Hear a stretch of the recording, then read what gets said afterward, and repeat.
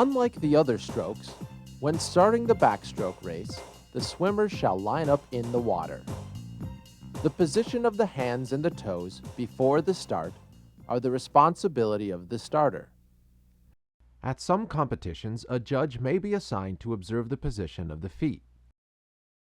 Standing in or on the gutter or curling the toes over the lip of the gutter is not permitted. After the start or turn, some swimmers may kick out on their side. This is legal as long as the swimmer remains past vertical toward the back for this portion of the race.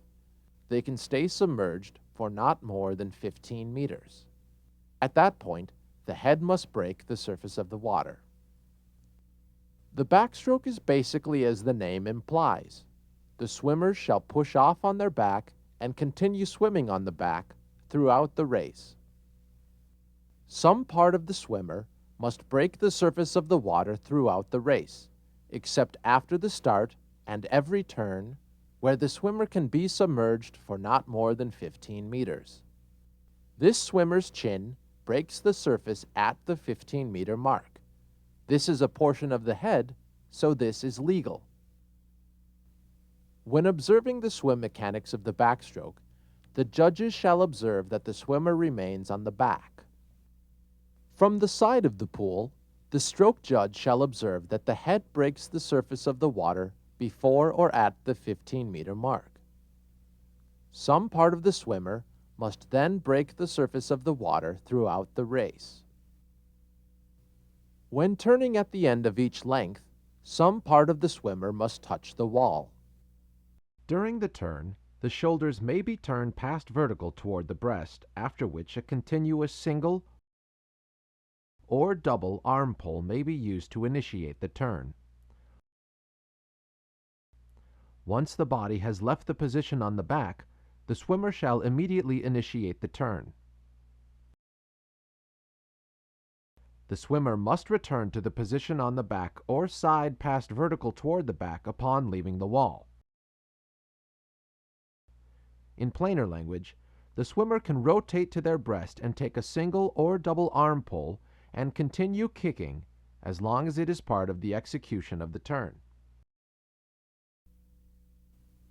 After a swimmer rotates past vertical toward the breast to turn, they may take one single or double arm pull into the turn. They may not take more, even if they find they are too far from the wall. This swimmer should be disqualified. Once the hand or hands complete the pull, then the swimmer must execute the turn. The head coming up can be legal as long as it is part of the execution of the turn. This swimmer is legal. The swimmer may kick while turning as long as that kick is part of the execution of the turn. The swimmer may not kick into the wall to make up distance before turning. This is an illegal turn. After turning past vertical toward the breast, the swimmer has to immediately initiate the turn. This swimmer is performing an illegal turn. As it can be a difficult turn to judge, let's look again at some legal and illegal backstroke turns. It is not legal for a swimmer to push off from the wall on the breast and then rotate to the back. This turn is legal as the swimmer immediately executed a turn. This turn is illegal because two single arm pulls are taken into the turn. This turn is illegal because the kicking is to make up distance to the wall and the swimmer did not immediately execute the turn. However, this swimmer's turn is legal because although there is kicking all the way through the turn, the swimmer immediately executed the turn. Like the previous swimmer, this swimmer is turning very slowly. As long as the arm is moving, the turn is being executed. This is a legal turn. Another form of a legal turn is when the swimmer touches the wall while on their back, then turns in any manner as long as they are at or past vertical toward the back when their feet leave the wall. It is legal when a swimmer begins to rotate past vertical toward the breast, but touches the wall with some part of their body before executing the turn. The swimmer may then turn in any manner as long as they are at or past vertical toward their back when the feet leave the wall. A swimmer may not scull back to the wall if they turn too early and miss touching the wall. The backstroke turn can be a difficult turn to judge. Remember, if you are unsure of the call, the swimmer always gets the benefit of the doubt.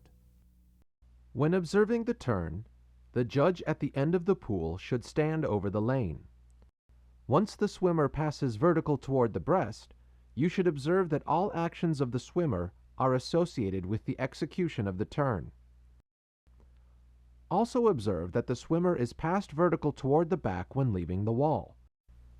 The official should watch the feet leave the wall and then check to see that the swimmer is past vertical toward the back. The key to judging the backstroke turn is to observe the whole body. The arm pull initiates the turn and must be followed by the execution of the turn. When finishing the backstroke race, the swimmer must touch the wall while on the back. The race is finished when any part of the body touches the wall at the end of the prescribed distance. When observing the swimmer at the finish, make sure they do not completely submerge prior to the touch. As you shift your focus to the touch, do not look back. The race is over. Now that we've gone over the backstroke, let's take a look at the breaststroke.